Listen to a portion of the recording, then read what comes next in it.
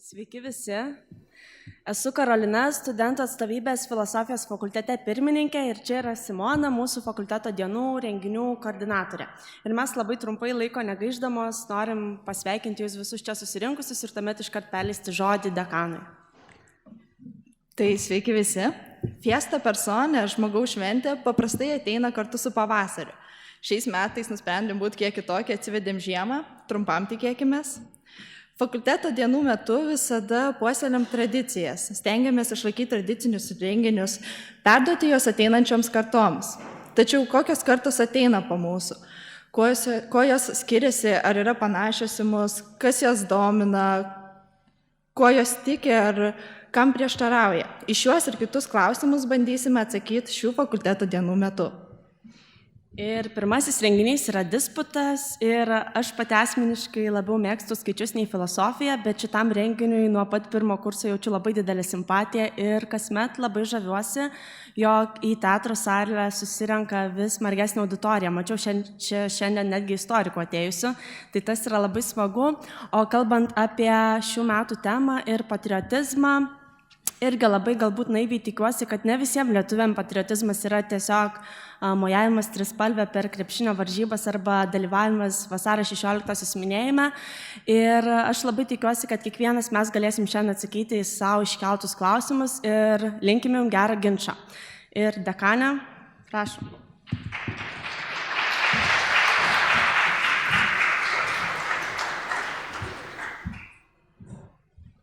Pirmiausia, sveikinu visus. Šiek tiek trumpai pasinaudosiu, man atrodo, proponento vieta. Trumpai jūs pasveikindamas būtent mūsų visų šventės proga. Ir linkiu linksmo mokslo, linkiu įdomių studijų, linkiu gero poilsio, linkiu, reiškia, tokios atgaivos ir labai nekantriai laukiu šito disputo, nes disputantai abu labai rimti, atstovauja šiek tiek galbūt kitoniškoms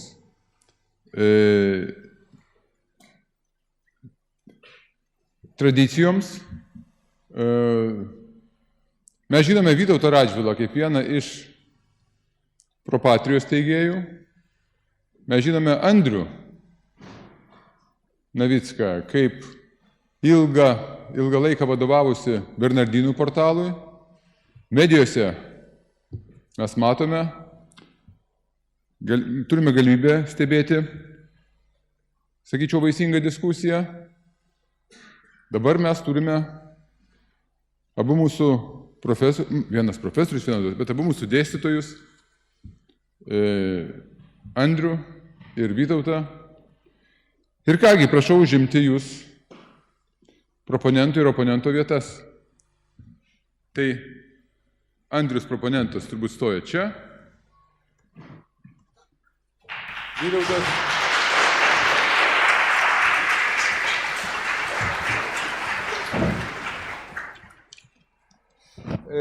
Dabar aš čia atsisėsiu, tęsiu savo kalbą sėdėdamas.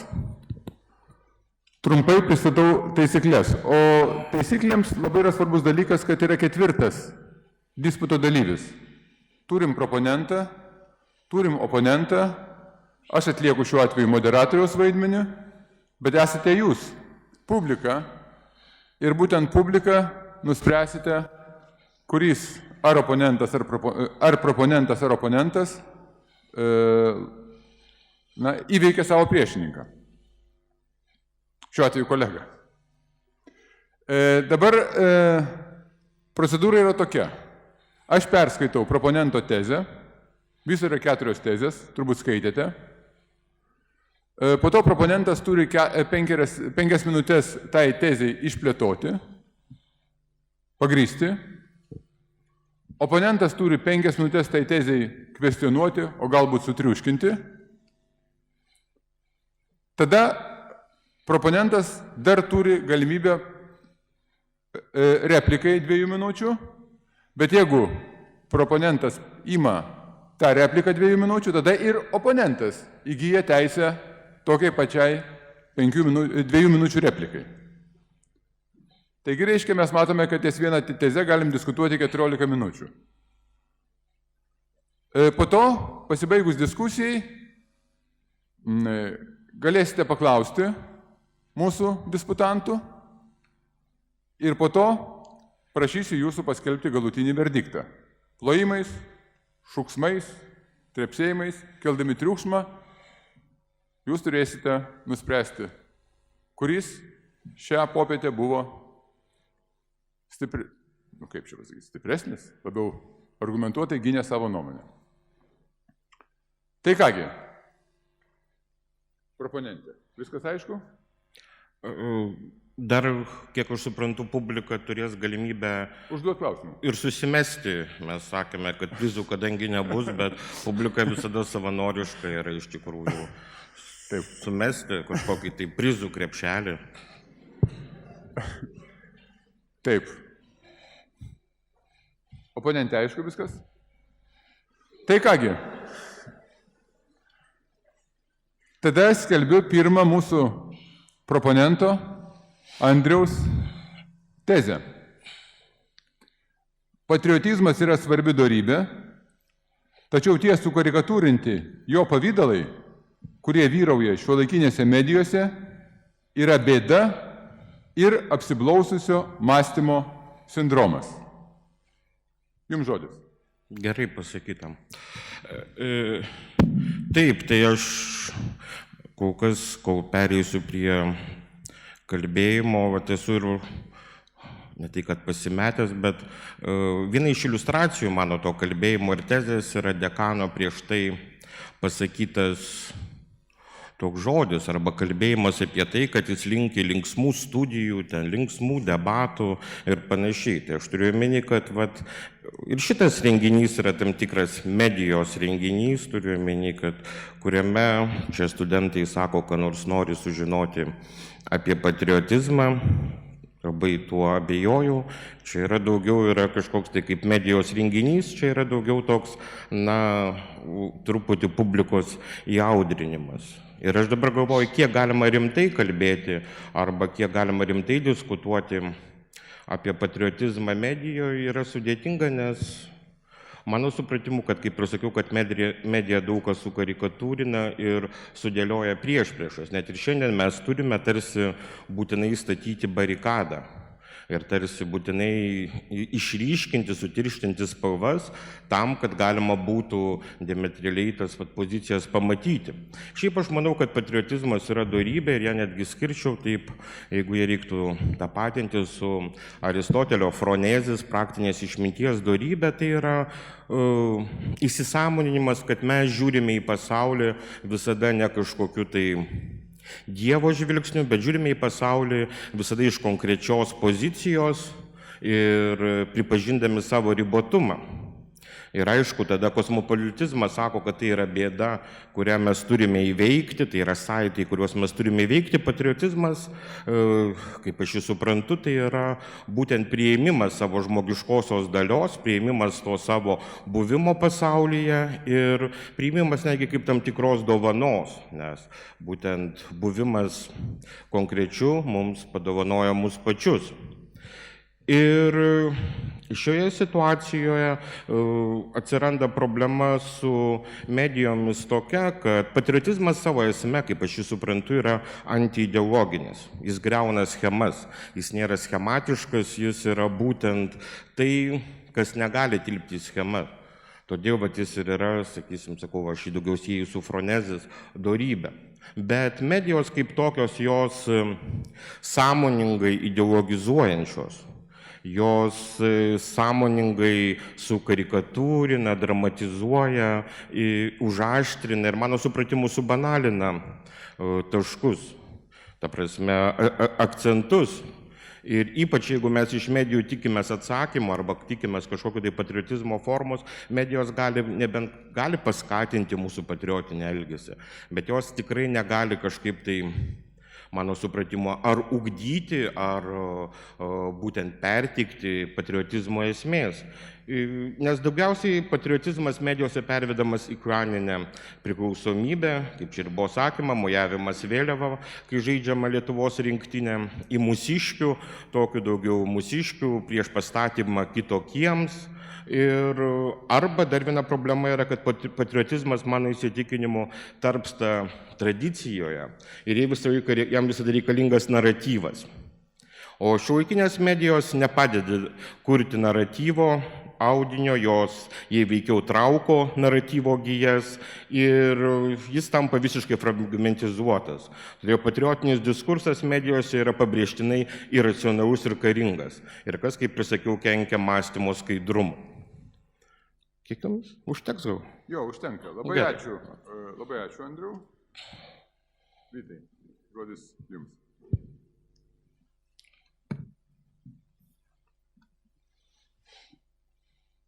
Šachmatų partija juodaisiais, kai žaidėjais, be abejo, yra sudėtingas dalykas, nes atsakomasis ėjimas turi ir pranašumų, ir trūkumų.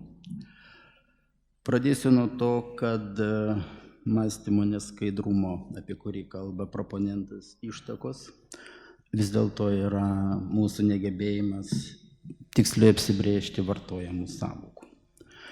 Šiandien patriotizmas, toji sąvoka, vartojamas ypač laisvai. Ir iš tiesų galima tam tikrą prasme kalbėti apie gatvės, kiemo, rajono, kokio nors krašto, pavyzdžiui, Žemaitijos patriotizmą. Todėl aš pradėsiu nuo to, kad vis dėlto pasakysiu, kad mano požiūriu patriotizmas vis dėlto nėra fronezinė dorybė, arba jie yra tik iš dalies, nes fronezis vis tik yra etinė, patriotizmas politinė dorybė. Todėl patriotizmą aš apibrėžiu kaip ypatingą santykį su savo politinė bendruomenė ir valstybė. Dar tiksliau, įsipareigojimą joms. Manau, kaip tik čia ir glūdi patriotizmo problemos esmė Lietuvoje šiandien.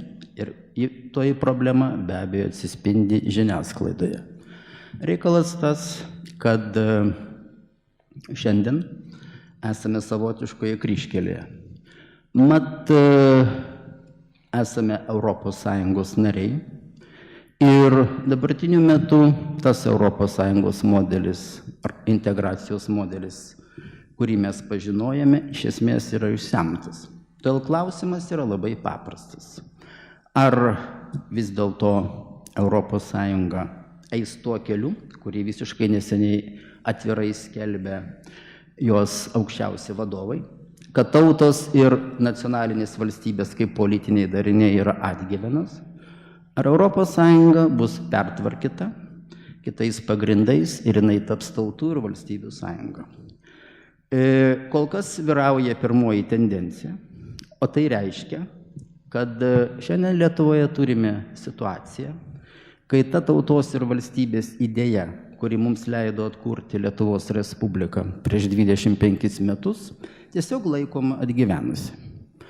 Todėl žvelgdamas į ateitį aš manau, kad mes esame iš tikrųjų aršaus mūšio to klausimų epicentre, o mūšio baigtis atrodo maždaug taip.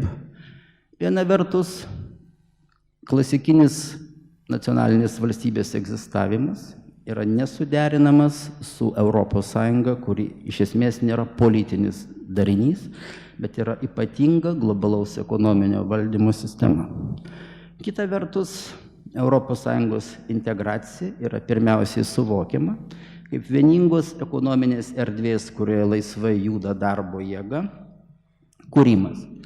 Tam, kad toji darbo jėga judėtų laisvai, ji turi būti atsaistyta nuo daugybės dalykų, kurie sudaro patriotizmo esmę. Kalbant labai paprastai, reikalingas individas, kuris dėl kelių eurų didesnio atlyginimo būtų pasiruošęs lankščiai judėti bet kur.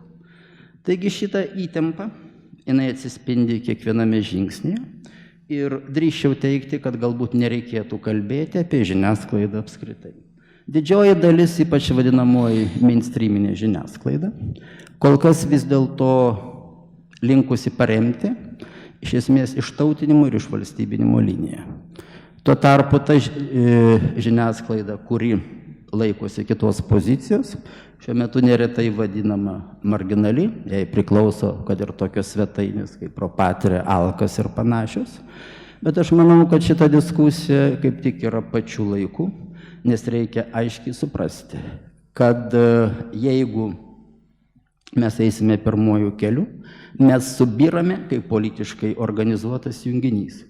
O tai reiškia, kad didėjančių globalinių grėsmių akivaizdoje mes iš esmės taptume palaida individų mase, kuri nesugebėtų nei susitelkti, nei mobilizuoti politinės valios, atremti iššūkiams. Todėl manyčiau, kad to neskaidrumo, apie kurį kalba proponentas priežastis, svarbiausia priežastis yra ta, kad kol kas šiandien Lietuvoje tas paslėptas konfliktas tarp dviejų tautos ir valstybės vizijų yra neįvardintas arba bent įvengiamai įvardinti. Ir šita diskusija naudinga tuo, ir todėl aš sutikau joje dalyvauti, todėl, kad jinai yra žingsnelis to įvardymo link. Ačiū. Lygiai 5 minutės. Gerbiamas proponentė, ar norite poros minučių replikai? Gal trumpiau, aš norėjau galbūt atsiremti patį pradinį oponento tą tezę, kad šiandien mes esame kryžkelėje. Visiškai sutinku, bet aš neatsimenu situacijos, kurioje to negalima būtų sakyti. Tik tai gal tos kryžkelės kažkiek tai skiriasi, bet man atrodo, kai mes kalbam apie bet kurį tapatybės puoselėjimą, kultūrinės tapatybės, tautinės puoselėjimą, mes visada esame kryžkelėje. Ir nesu tikras, aišku, čia jau ir kitų tezių reikalas, kiek čia ES diskursas yra tik esminis, vien tik tai, sakysim. Ir šiuo atveju nesu tikras, kiek mes visgi galime viską nueiti ir suvesti vien tik tai į politinę plotmę, vien dėl to, kad Rusija, pavyzdžiui, nestoja Europos Sąjungą, bet vadinkime, jeigu galima vadinti, patriotizmo pavidalas, kuris yra Rusijoje, man jis nei kiek neimponuoja. Ta prasme, ir jis man neatrodo kaip siekinys arba pavyzdys, kokios aš Lietuvos ir Lietuvos tapatybės ir kaip patriotas būdamas, kokios Lietuvos norėčiau. Tai dėl to aš manau, kad būtent suvedimas viską į kažkokią tai vieną probleminę ašį, jis truputį iškreipia problemą. Ačiū. Gal trumpai, ne visai suprantu, kodėl čia atsiranda sąsaja su Rusija. Reikalas tas, kad Rusijos režimas mums gali būti labai nepatrauklus, bet tai nepanaikina klausimo, koks bus mūsų politinis statusas. Kultūrinis tapatumas yra labai svarbu, bet noriu pasakyti, kad kultūra nėra tikslas savo. Kultūra visada tarnauja tam tikram politiniam projektui. Kodėl? Todėl, kad kiekvienas politinis projektas, kiekviena santvarka, kiekviena valstybė reikalinga tam tikro piliečio tipo. Ir kultūra šitą piliečio tipą kūrė. Kultūra gali kurti išvalstybintą pilietį ir gali kurti patriotą, taip kaip aš jį apibrėžiau. Ačiū. Labai malonu vadovauti, nes labai puikiai laikotės reglamento. Skaitau antrą proponento tezę, kuris skamba taip. Patriotizmo diskursas medijose yra virtęs emocijų dirginimu, o ne paskata apmąstyti mūsų autentišką santykį su tėvyne. Jums žodis, proponentė. Taip, aš iš karto visgi matau, kad tam tikros mūsų kalbėjimo, galbūt kažkiek kitokiais registrais šaknys kyla ir tame, ką oponentas puikiai apibrėžia, kas yra, galima sakyti, vos ne pirmiau višta ir kiaušinis. Aš visgi manau, kad būtent piliečio arba to tipo keitimas ir yra esminis, kalbant apie politinio projekto keitimą.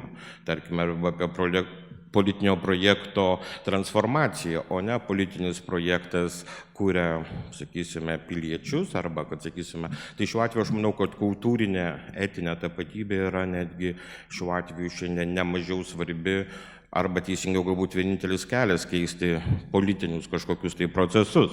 Bet ką šitoj tezai norėjau pasakyti, kad medijose, ypatingai netgi ir tose medijose, kurias išvardijo oponentas, mes matome daugiau apeliacijas, aš visgi linkęs sakyti, į emocijas negu į protą. Ir vienas iš pavyzdžių, sakysim, jeigu kalbėti apie pavyzdžius, tai būtų pabėgėlių klausimas, kaip reikia atrasti, ką blogo arba ką baisiausio padaro pabėgėliai, būtent tai atrinkti ir parodyti, kad būtent didinti kažkokią tai jų baimę.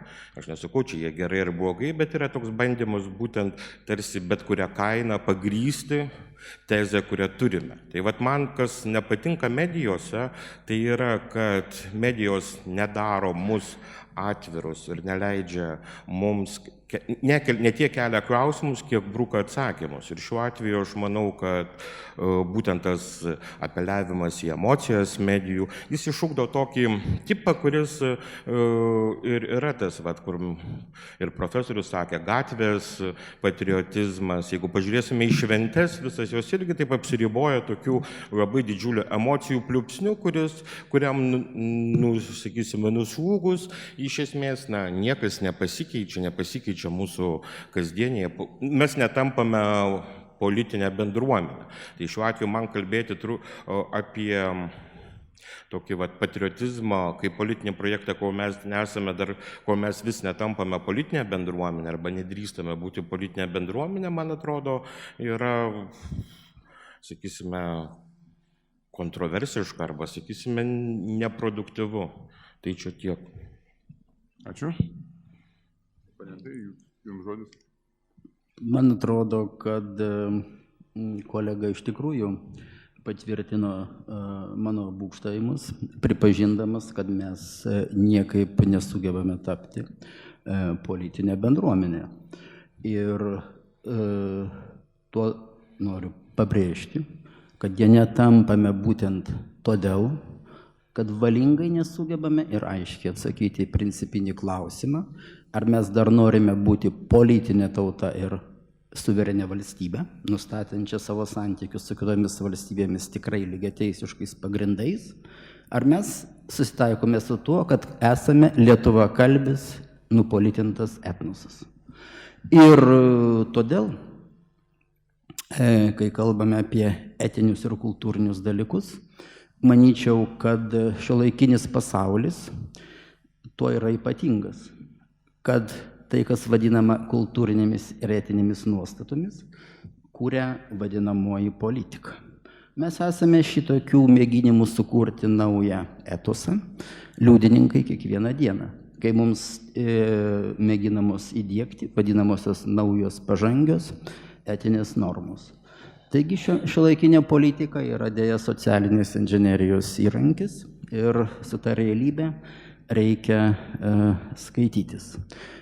Tad manyčiau, kad jeigu jau kalbame apie vadinamąjį iracionalumą žiniasklaidoje, sakyčiau, kad žiniasklaidos čia nereikia kaltinti. Žiniasklaidoje rašo gyvi konkretų žmonės. Ir jie rašo taip, kaip supranta. Čia yra tik dvi galimybės, kad supranta tuos dalykus labai menkai, nes ištautinimas ir išpolitinimas trunka jau 20 mečius. O kita vertus, dalis rašo už atlygį, nes vis dėlto sutikite, kad net akademinėje terpėje tekstai, kuriuose leidžiama savo, tarkime, Joną Basanavičių pavadinti psichinių ligonių, o Vincą Kudirką nevykėlių, yra tokios socialinės ir politinės inžinerijos apraiška. Labai sunku įsivaizduoti normalią valstybę, kurioje, pavyzdžiui, Jungtinės valstijas, kurios tėvai kūrėjai, koks nors Džordžas Vašingtonas, Jeffersonas ar panašus, būtų vadinami nevykėliais. Tai tiek. Taip, tai mes iš tiesų jaučiu, kalbame mandagiai, bet taip tokiuose skirtingose aukštuose stengdamėsi nesusitikti. Tai, yra, nes kita vertus nemėgstu, sakysim, teisingiau, neaukštai vertinu galbūt tas knygas, kurias citavo profesorius, bet aš džiaugiuosi visai, kad kažkas tai rašo ir kad kažkas tai rašo knygas, kuriuose išreiškia netgi nuomonę, kuri man nepatinka. Ir šiuo atveju aš visgi esu už tokią valstybę, kaip aš ją suvokiu, ir man tikrai neprieštarauja patriotizmui, kur yra nagrinėjami ir analizuojami net patys, sakysim, mums atrodantis šventi klausimai ir keliamos kitos nuomonės, dėl to diskutuojama. Ir todėl man ir nepriimtinas yra tas toks politinis konstravimas, pasakymas, kad jeigu viskas yra socialinė inžinerija, tai sukurkime patriotinę socialinę inžineriją, nes mano supratimu tada labai paprastai patriotizmas virsta dar vienu vartotojišku produktu, nes aš matau šiam pagrindiniam priešstatą tarp vartotojiškumo, tarp vartotojo ir piliečio. Iš esmės, jeigu mums pavyktų, arba kiek mums pavyksta savyje turėti drąsos tapti piliečiais, ne vartotojais, mes tiek galime būti ir patriotais, tiek mes galime puoselėti politinę bendruomenę.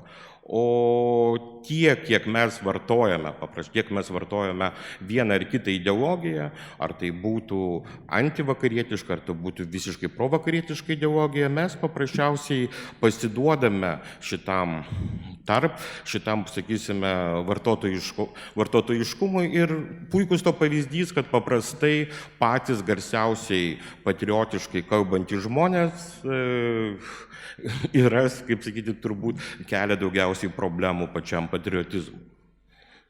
Ačiū. Manau, kad oponentas nesusilaikys nuo replikos. Ne, čia tik smulkmenėlė. Man labai keista apskritai pilietiškumo ir vartotojiškumo priešprieša. Jeigu kalbame apie pilietiškumą, tai reikia labai aiškiai ir tiksliai pasakyti, kas yra pilietiškumo pagrindas. Ar abstraktus objektas, ar konkreti tam tikra kultūrinė, istorinė bendryja. Tuo noriu pasakyti štai ką. Mažai turbūt kas žino, kad kuomet 1918 metais buvo kuriama Lietuvos Respublika, vienintelė grupė, kuri šitos Respublikos norėjo, buvome mes. Kiti jos panoro, kai įsitikino, kad jinai yra labai normali, daug vėliau.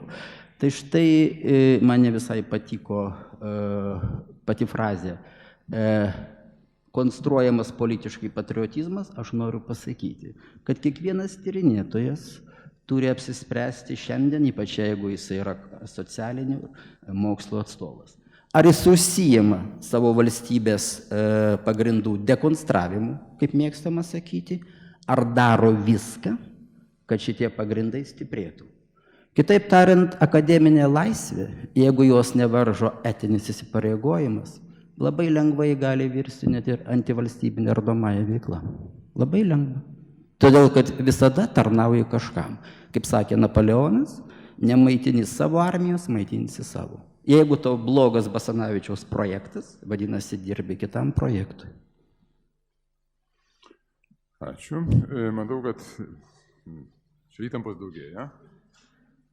Neplokite, dar nelaikas.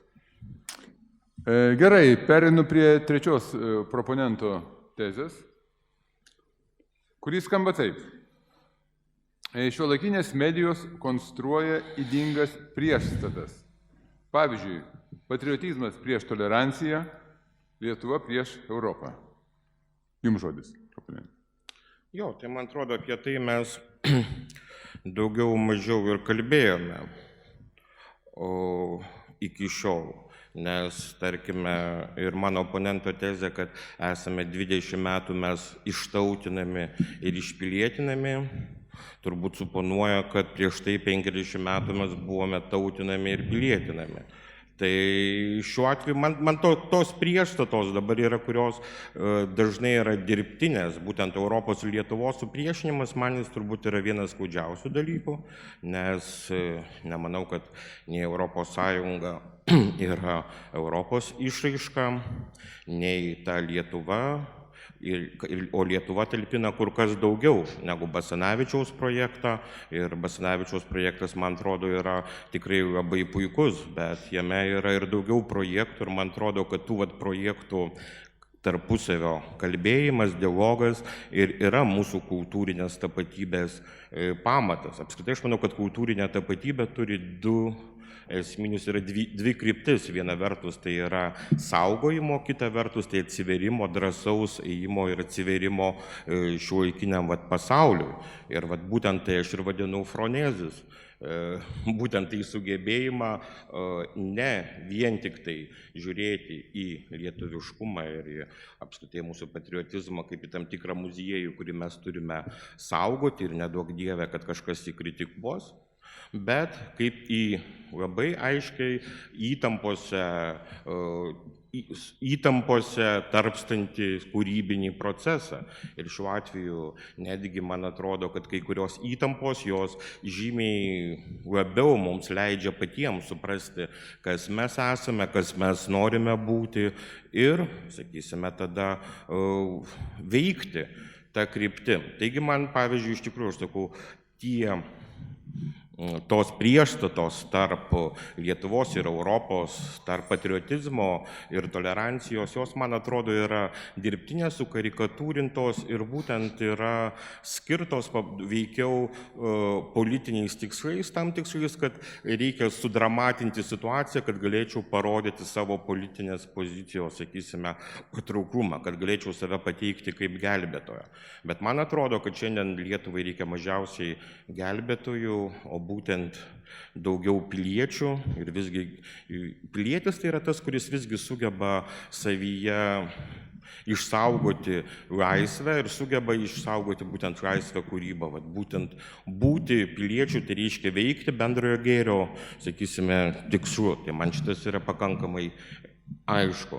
Ir šiuo atveju galim prisiminti ir Brago žodžius apie romėnišką Europos tapatybę. Man atrodo, jie lygiai taip pat tinka ir Lietuvai, kai mes kalbame apie patriotizmą.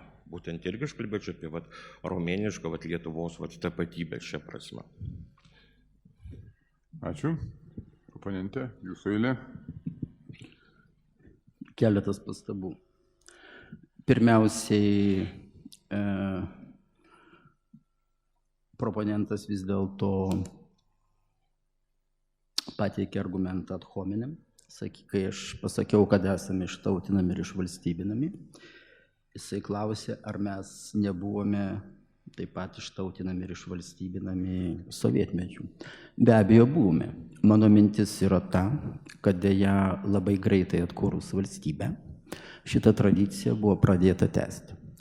Antras, ir tai pasireiškia, pavyzdžiui, daugybę dalykų, pradedant atitinkamų istorijos programų pertvarkymu.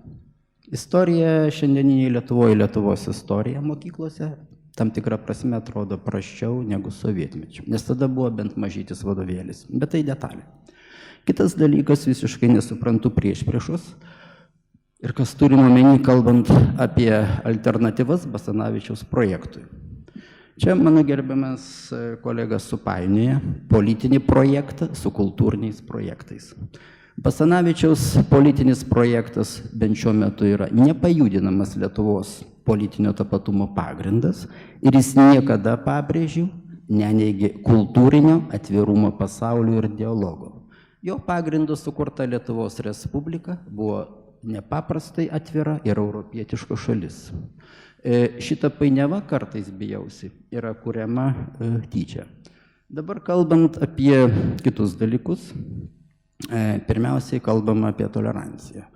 Tolerancija, šitas žodis reiškia nepakantumą. Tolerancija yra labai specifinis terminas, o tikroji jos prasme yra savos rūšies nuskausminimas. Jokios tolerancijos nereikia dėl banalios priežasties, nes etiškai normalus žmogus, gyvenantis savo valstybėje, be jokių specialių tolerancijos mokymų, visada humaniškai ir geranoriškai priims bet kurį žmogų. Tolerancija iš tikrųjų yra štai kas. Ideologija yra aklumas akivaizdžiausiams faktams. Tolerancija yra tam tikra technologija, kuri priverčia nebejausti, kad tikrovė yra ne tai, kas apie ją sakoma. Puikus tokios technologijos pavyzdys yra, pavyzdžiui, šiandieninė Vokietija, kuri mato iš tikrųjų nepatraukliausius vaizdus, bet vis tiek vokiečiam sakoma kas. Toleruokite. Kitas dalykas, prieš Europai, aš nežinau, kas ją kūrė, nes mes esame europiečiai ir priešinti save Europai yra tas pats, kas žuviai priešinti save vandeniui. Todėl man atrodo, kad joks normalus žmogus Europai save priešina. Problema yra ta, kad daugelis, iš tiesų sutinku čia su kolega, neskiria Europos ir tam tikro konkretaus politinės jos formos, kuri vadinasi Europos Sąjunga. Šitos formos ypatumas yra tas, kad Europos Sąjunga europeizuoja europiečius. Kažkas labai įdomaus. Tai štai aš manau, kad protestai ir nepasitenkinimas yra ne Europa, bet yra nepasitenkinimas projektu, kuris labai šiurkščiai kišasi arba keičia, mėgina keisti mūsų tapatumus ir dalykus, kurie atrodo mūsų paveldas, kvestionuoja. Dabar kitas tos Europos savitumas yra tas, kad čia kolega truputį neatsižvelgia į vieną svarbią istorinę aplinkybę. Romėniškas tapatumas mums turėtų būti labai svarbus, bet ES specifika yra ta, kad jie atsisakė 3 pagrindinių mūsų civilizacinio tapatumo simbolių. Jeruzalės, religinio tapatumo simbolio, Atėnų, filosofinio tapatumo ir Romos politinio tapatumo simbolių. ES, kalbant vaizdžiai, prasideda nuo Prancūzijos revoliucijos. Čia yra didžioji problema.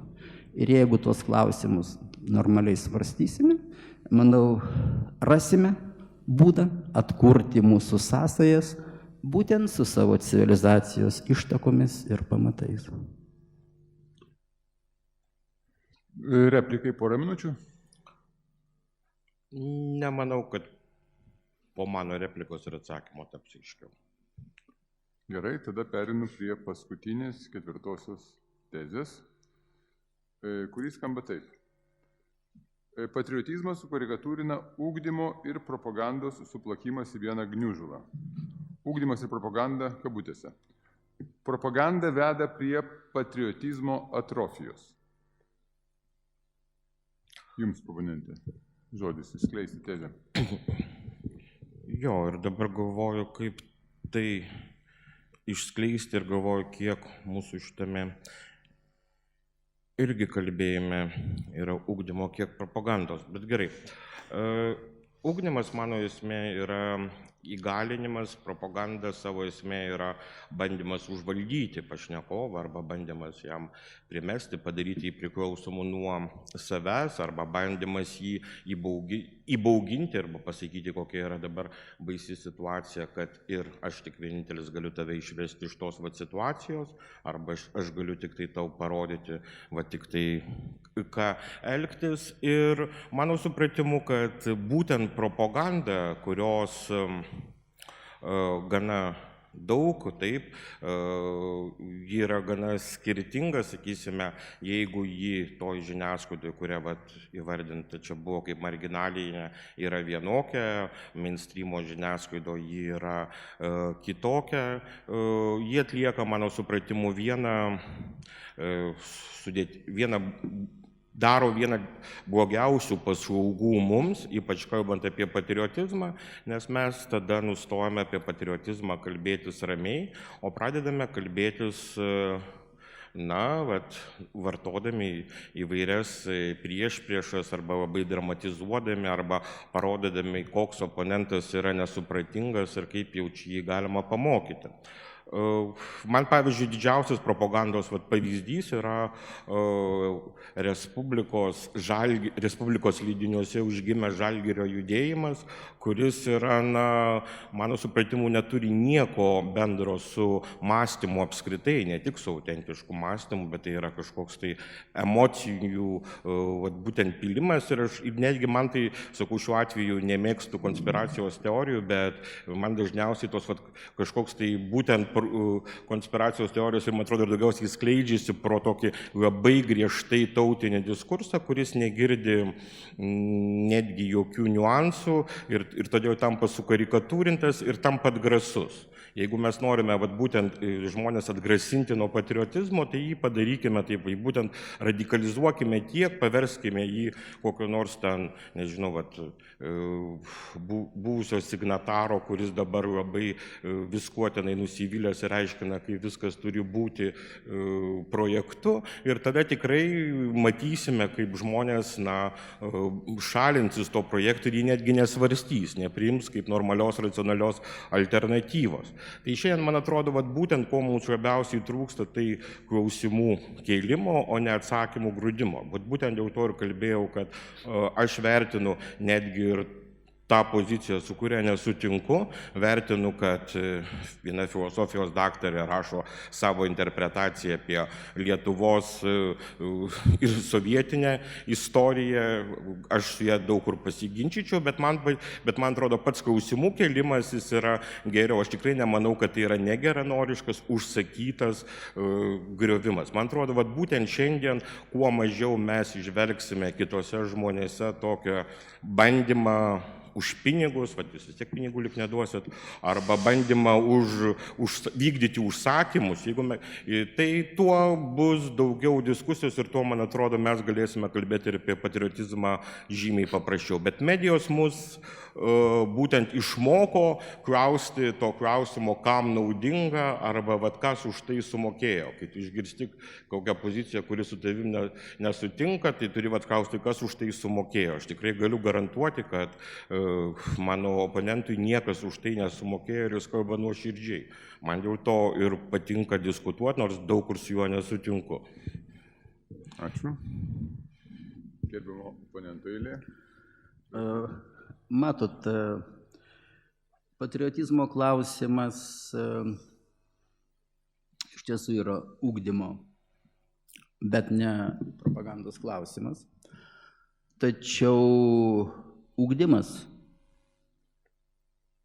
tuo nuo propagandos ir skiriasi, kad jis remiasi labai aiškiamis teorinėmis ir empirinėmis skirtimis. Norint Lietuvoje ugdyti patriotizmą, reikia daug dalykų. Pradedant tuo, kad reikia iš tikrųjų pertvarkyti mokyklos programas, kurios duotų iš tiesų normalų Lietuvos istorijos, daugybės kitų dalykų suvokimą. Tuo tarpu propaganda yra švietimas, o klasikinį švietimo be abejo apibrėžimą pateikė greičiausiai Horkheimeris ir Adorno, pasakydami, kad švietimas yra be jokios abejonės kryptinga poveikio, išvertus į paprastą kalbą, smegenų plovimo medžiagos, gamyba ir paskirstymas. Tai štai Lietuvos nelaimė ir yra, kad mes patriotizmą propaguojame. Todėl logiška, kad aukščiausia jo išraiška tampa džiaugsmas po krepšininkų pergalių.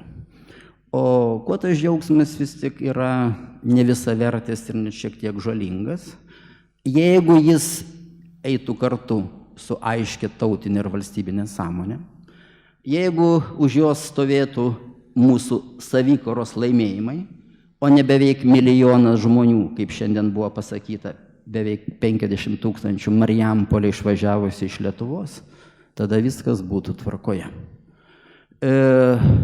Kai sakoma, kad būkite patriotai, pirmiausia reikia atsakyti, patriotai kieno?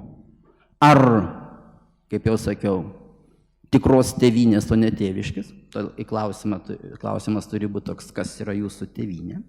Ar Lietuva yra tėvynė, ar tik tėviški? Ir koks yra santykis su valstybė? Kiek mes esame toli nuėję savigriovos keliu, rodo garsioji pažangos strategija Lietuva 2030. Ten yra suformuluota vadinamosios globalios Lietuvos arba išsivaikščiojimo vizija, kuriai tikrai paplotų Sniečkus ir jo bendražygiai. Kiek man yra žinoma, esame vienintelė Europoje valstybė, kuris savo oficialios politikos tikslu paskelbė totalinį išsivaikščiojimą. Tai štai, kalbant apie tos dalykus, manyčiau, jog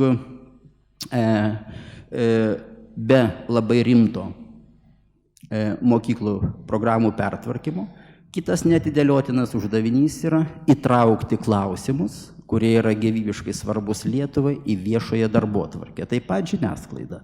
Aš irgi toli gražu nesižaviu Visų Respubliką, neturiu nieko bendro su Žalgirio judėjimu, bet galiu pasakyti. Respublikoje spausdinamos šito judėjimo diskusijos, nors jose dalyvauja kartais kai kurie iš tikrųjų ne visai adekvatus asmenys, ir tai yra liūdniausia, yra ta vieta, kurioje dažnai keliami principiniai klausimai.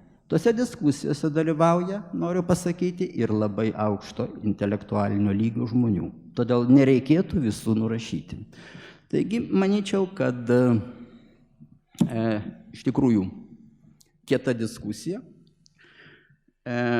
grindžiama blaivia faktų ir argumentų kalba, yra vienintelis kelias padaryti galą visoms žemoms aistroms, emocijoms. Galų gale yra vienintelis kelias patobulinti ir šiuolaikiniam sąlygom pritaikyti Basanavičiaus projektą. Tai tiek. Poros minučių norite, ar ne? Matau. Taip. Tai 3 dalykus kažkaip galvoje pasižymėjau, kalbant oponentui. Vienas dalykas, tai matote, kai kalbam apie Respublikos arba apie panašius projektus, problema yra tikrai nenuvertinimas tų žmonių, kurie dalyvauja. Taip pat kaip galima dalyvauti ir Janutinės laidoje, ir šitas paprasčiausiai, tai čia yra įlipimas kaip į tam tikrą vietą ir galvojant, kad ten galima atrasti aromatą, to neatrasi. Tai sakau, čia yra naivumo, aš tik tai žaviuosi tų žmonių ir gailiuosi to naivumo. Antras dalykas, paminėtas buvo Sniečkus, kuris čia plotų, sakote, galbūt, bet būtent man neirgazdina truputį tas Sniečkaus tipo tautiškumas kartais, kuris ir tampa dabartinių kai kurių neokomunistinių veikėjų, tokių irgi tokių keisto patriotizmo dalykų. Patriotizmo, kuris yra iš esmės išauga iš tokio etatizmo, arba tarkime, jis yra būtent sniečkinis, brazauskinis patriotizmas, mūsiškių patriotizmas, būtent, kad mes, tai šitas patriotizmas, man atrodo, irgi yra ta atmaina, kuri mane gąsdina turbūt ne mažiau negu, tarkim, sakysim, koks nors vien tik tai tas valio patriotizmas. Na ir pagaliau kalbant apie mokyklą, iš tikrųjų mokykloje yra problema ta, kad mokykloje yra nugalėjus ne klasikinis mokymas, o sofizmas, kad mokykla iš tikrųjų yra sofizmo triumfas, bet ir šiuo atveju aš būčiau skeptiškas galvodamas, kad pakaktų įlieti jie daugiau patriotį ar kažkokiu tai tekstu, būtent tik tai turinio. Aš man atrodo, kad mokykloje apskritai svarbiausia yra sugrąžinti naratyvą kaip tokį naratyvo kūrimą, nes kai nebelieka naratyvo, nebelieka diskusijų, tai tada mes ir patenkame, mes normaliai negalime svarstyti ir mes tampame labai lengvai pažeidžiami, būtent labai lengvai propagandos pažeidžiami, todėl kad mes patys esame nuolat atpratinami mąstyti. Tai jeigu kalbame, mane šiuo atveju gąsdina ne tiek ištautinimo, tiek tokio išmąstinimo projektas, kuris vyksta tikrai gana seniai ir jame mes dalyvaujame, bet aš tai siejau grynai su vartotojiškos visuomenės triumfu. Ačiū. Prieš suteikdamas žodį paskutiniai replikai oponentui, norėčiau paprašyti auditorijos. Jūs dabar pagalvokite, kol šnekės oponentas, apie klausimus. Suformuluokite klausimų, nes po to turėsite galimybę paklausti mūsų diskutantų. Taigi, apgailestauju, bet naratyvas pats savaime nėra jokia vertybė. Svarbu tai, ką jis teigia. Ir naratyvas, kaip žinote, gali būti vadinamojo dekonstruojamojo pobūdžio. Todėl man atrodo, kad mokyklų programos ir apskritai patriotinis ugdymas turi remtis principu, kurį aš formuluoju taip. Mes šiandien esame įpratinti, beje, dar nuo sovietinės okupacijos laikų, Lietuvą matyti pasaulyje. Tuo tarpu Tarpukario Respublika, ir mes prie to turime sugrįžti, privalome išmokti matyti pasaulį savo akimis. Vienoji nuostata iš esmės suponuoja vergišką, nekritišką prisitaikymą.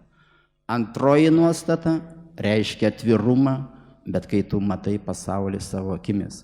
Dabar kitas dalykas, kai kalbame, ir to jau baigsiu, dėl sovietinio patriotizmo, tai aš ir noriu pasakyti, kad viena didžiausių niekšybių, kuri buvo padaryta paskutinėmis dienomis, tai ir buvo būtent poeto Justino Marcinkevičiaus ciniškas sutapatinimas su Sniečkumi arba Brazausku. Sniečkus ir Brazauskas todėl ir nebuvo patriotai, kad jie iš tikrųjų statė Kauno hidroelektrinį ir gamyklas, bet pagal pirmą Maskvos įsakymą, jeigu būtų liepta, mus visus būtų išgabenę pas Baltas miškas. Tai štai noriu pasakyti, kad šitoks plakimas ir trypimas žmonių, be kurių nebūtų atkurta valstybė, yra grėsmingas ženklas, kad autentiškas patriotizmas vis tik dar Lietuvoje nėra priimtas kaip norma. Gerai, ačiū. Dabar pakelkite rankas, kurie norit paklausti, kad aš įvertinčiau norinčių. Jens? Tik vienas. Tik vienas. Du. Na gerai. Tai pradėkime nuo pono Vytauto, ar ne? Tai gal abiems klausimams? Jo, kam klausimas skirtas? Abiems.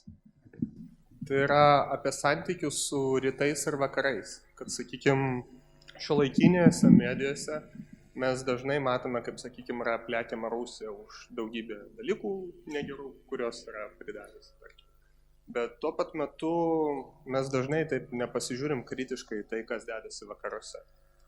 Sakykime, netgi šiuolaikinėje Lietuvos žvalgyboje yra taikoma praktika orientacijos į rytus, bet nežvelgiama tai, kad, sakykime, tie patys mūsų kai kurie sąjungininkai galbūt šnipinėja kitus sąjungininkus.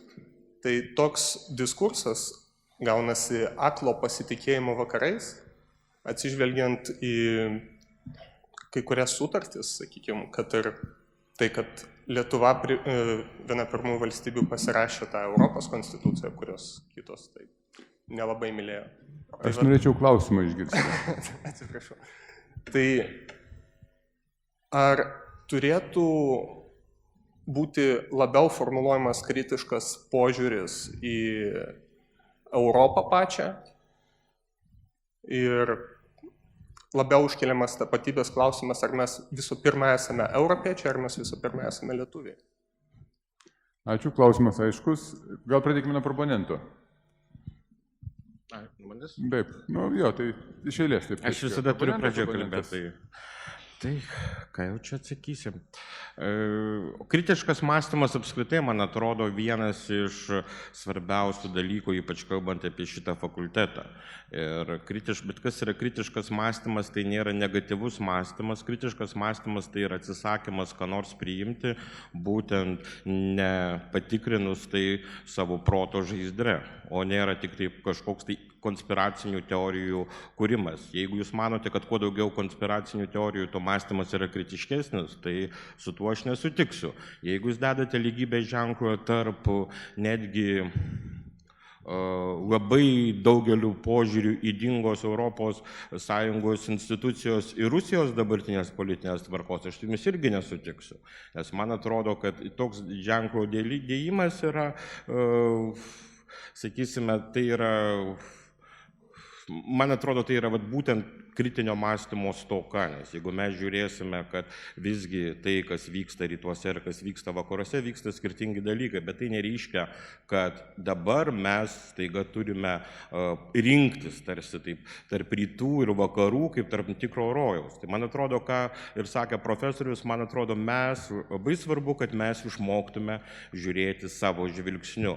Ne vakarų žvilgsnių, ne rytų žvilgsnių, o būtent žiūrėti. Tai yra europiečio bruožas, mano supratimu. Bet būtent būti europiečių tai nereiškia apsikabinėti vėliavėlėmis, o būti europiečių tai reiškia būtent gyventi tam tikrą gyvenimo būdą ir turėti tam tikrą mąstymo kultūrą. Tai va, aš tik atsakysiu tiek, tai ir nežinau, kiek gavo, bet... Aišku, ačiū. Jums žodis, oponentė. Taip, klausimas labai taiklus.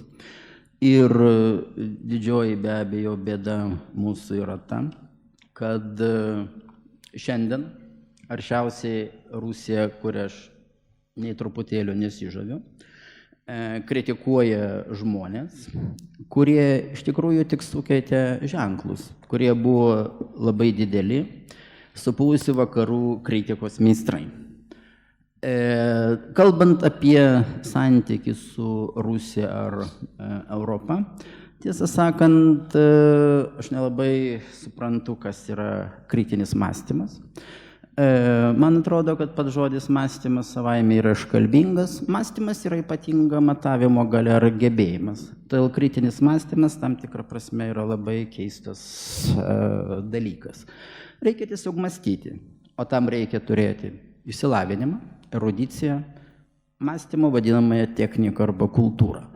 Taigi, kalbant apie europiečius, aš manau, kad mes tiesiog turim suprasti, kad daugelis dalykų, kurie šiandien vyksta Europoje, yra dalykų, kurie vyko toje pačioje Rusijoje tęsinys. Pavyzdžiui, pažangiųjų teisių judėjimai kai kurie, jie pirmą kartą suklestėjo Lenino Rusijoje 1918 metais.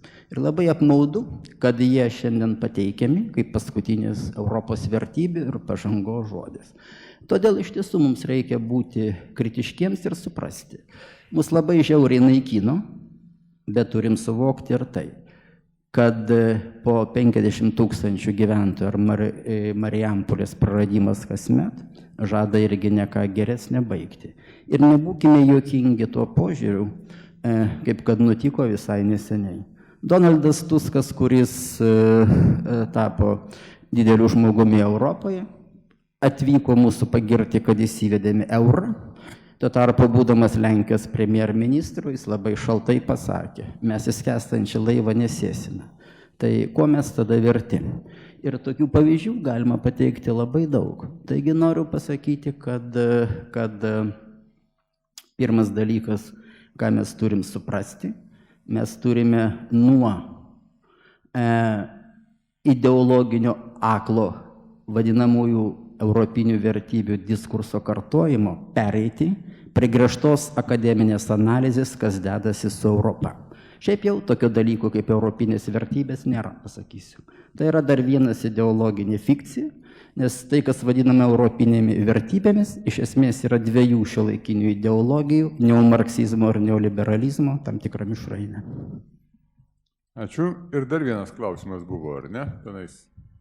Tai prašom, jums žodis. Ir pasakykite, kam klausimą norite užduoti.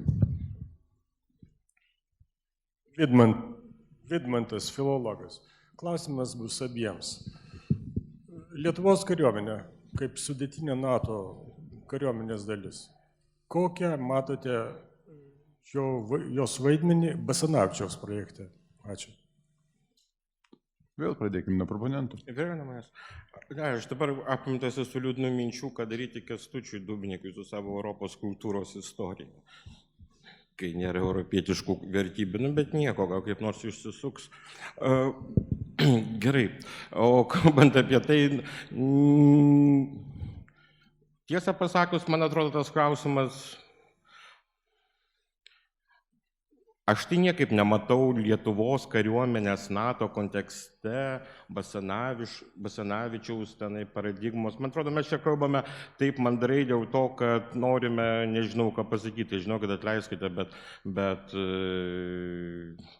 šiaip aš, man atrodo, jeigu aš suprantu klausimą, valstybė turi turėti kariuomenę ir tiek. Ir man atrodo, kad o tai, kad mes priklausom NATO, man visai patinka, jeigu jūs norite. Ar Basanavičius stotų į NATO, nežinau. Ačiū. Taigi, porą dalykų. Klausimas yra be galo prasmingas, ypač dabar. Kodėl? Todėl, kad tik rimtai atsakinėjant į čia keliamą klausimą, ar mes esame tauta ir valstybė, galime atsakyti ir į Lietuvos kariuomenės ateities klausimą. Kodėl? Jeigu mes save laikome ES tik provincija, kurią NATO būtinai atgins, tada yra viena – apgins.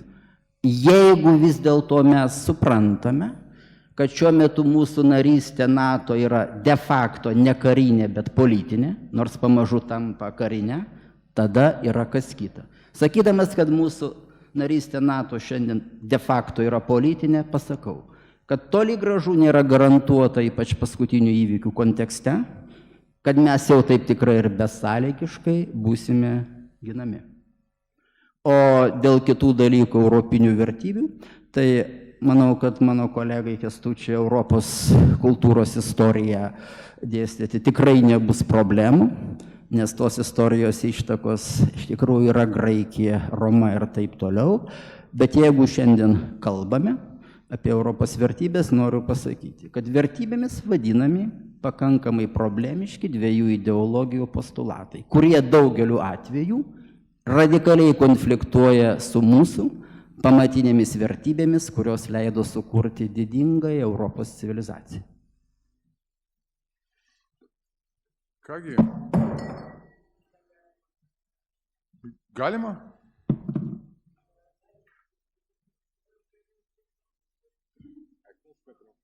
Ne.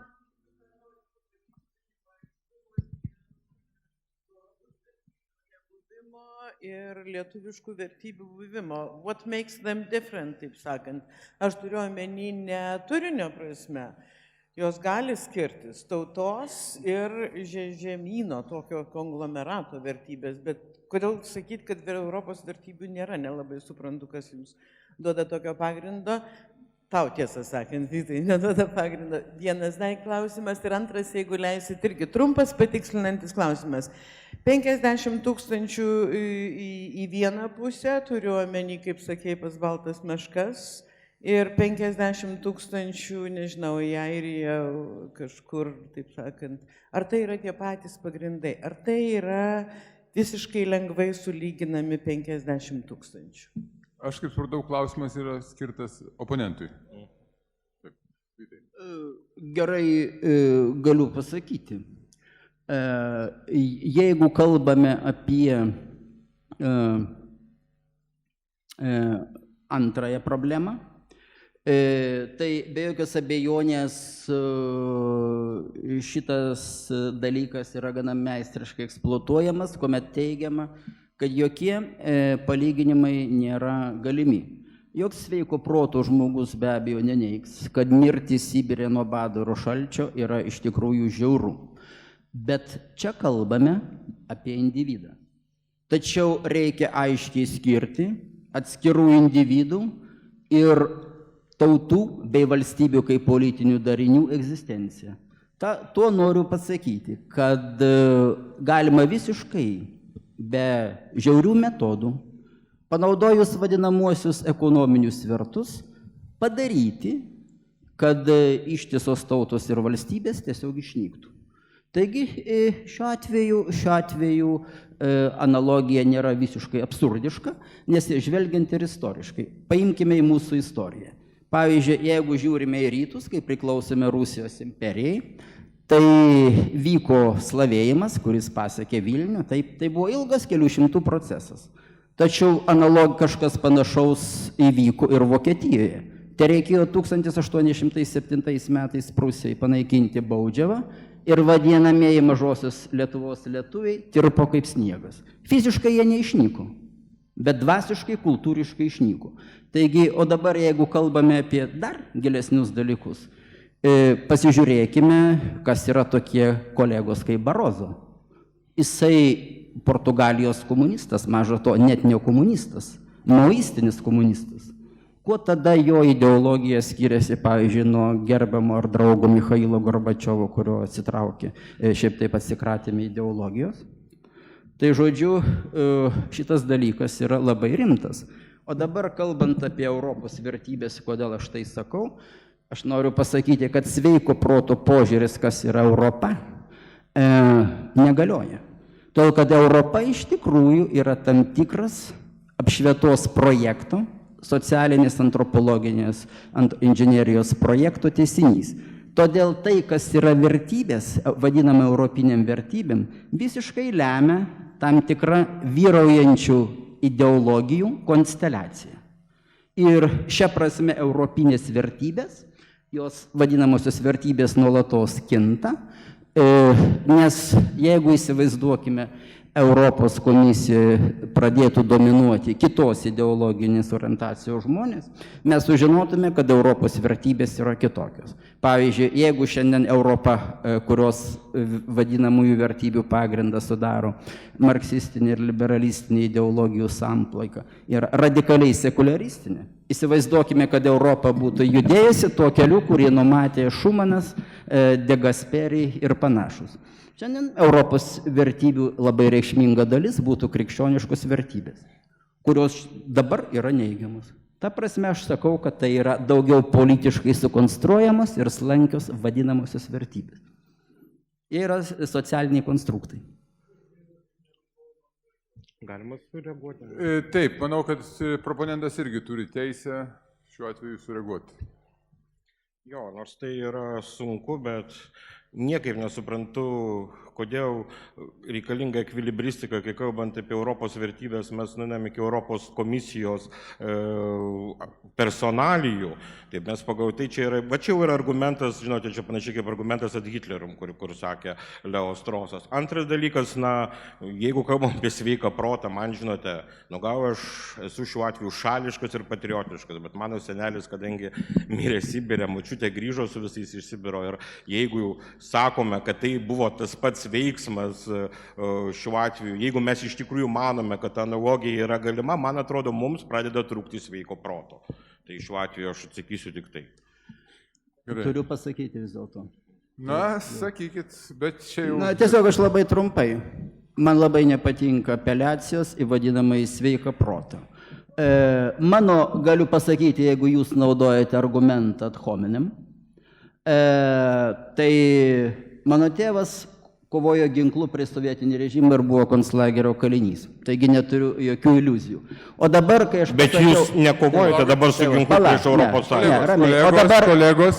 Kolegos, ramiai. O dabar leiskit baigti vienu sakiniu. Aš panaudojau šitą dalyką apie Barozų, kad pasakyčiau, kad šiuo metu Europos Sąjungos elitas yra tie elitas, kurie darė 1968 metų vadinamąją revoliuciją. Ir čia yra nieko asmeniško, o pasakau, elementarų politinį principą, kad žmonės veikia taip, kokios yra jų pažiūros. Tai yra de facto eurokomunistų dominuojama politiškai sąjunga. Ir šią prasme idėjinė giminystė, patinka tai ar ne, nes pirmoji radikalios europeizacijos eksperimentas, kur įvyko? Rusijoje arba buvusioje Sovietų sąjungoje. Kas ten buvo mėginama padaryti? Implantuoti ir praktiškai įgyvendinti radikaliai europinę marksizmo doktriną. Aišku. Ačiū. Manau, kad disputas baigtas. Dabar yra jūsų eilė. Dabar kol kas neplokite nieko, nes aš prieisiu arčiau prie krašto ir tada pasakysiu, paklausiu, ką jūs palaikote. Ar proponentą, ar oponentą. Ir tada ruoškitės kelti triukšmą, kurį aš turėsiu įvertinti.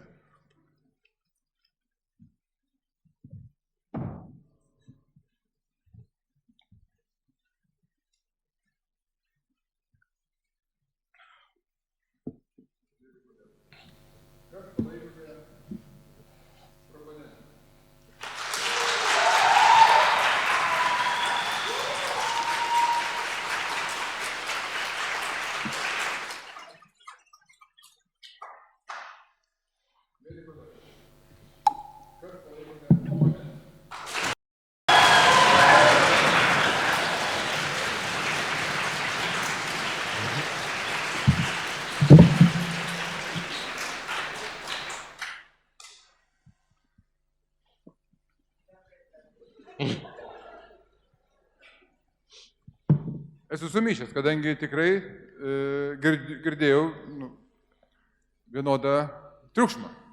Ne, antras buvo šiek tiek didesnis. Ten baladojosi kojomis. Kampe. Vienas entuziastas sukėlė daugiau, reiškia, galbūt triukšmo. Na gerai, tegul bus taip. Tai skelbiu, kad šį disputą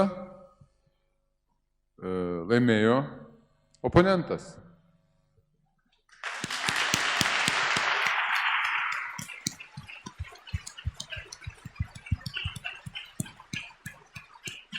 Dabar ką aš norėčiau pasakyti, baigdamas šį šaunų disputą. Ką aš galiu pasakyti? Kaip sakiau, Andriui turėčiau pasakyti, dabar gal pereisiu prie Andriaus ir Vytauto. Kalbėdamas apie linksmą mokslą, aš turėjau omeny Nyčės prasme, reiškia, tą linksmą mokslą. Bet vargu ar man teko dalyvauti, trečią disputą moderuoju, tai turbūt čia buvo bene labiausiai įtemptas disputas, kuriame tikrai jautėsi įtampa, kuri tvyrojo čia. Ir matyt, buvo svarstomi tikrai fundamentalūs svarbus klausimai. Pažįstu Vytą jau daug metų, žinau jį kaip tikrai žmogų, reiškia, žinome, kad yra ir sąjūdžio žmogus, ir turintis, reiškia, labai aiškia tokia, reiškia, nuomonė žmogus, sugebantis aiškiai tą nuomonę išdėstyti, argumentuoti. Andrius, kitoks žmogus, irgi taip pat aiškiai mąstantis, irgi sugebantis labai aiškiai argumentuoti savo nuomonę.